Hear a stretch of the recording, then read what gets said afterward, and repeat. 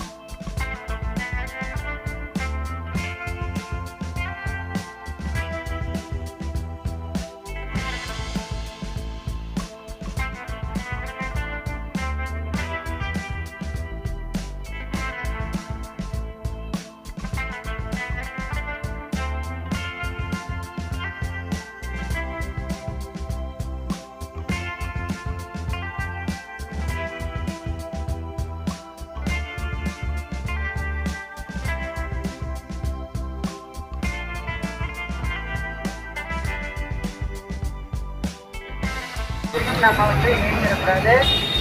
அதனால அனைவரும் நலமுடன் வாழ்ந்து எல்லாருமே நல்லா இருக்கணும். இதை விழாவை சிறப்பித்து கொடுக்குமாறு கேட்டுக்கிறேன். நன்றி.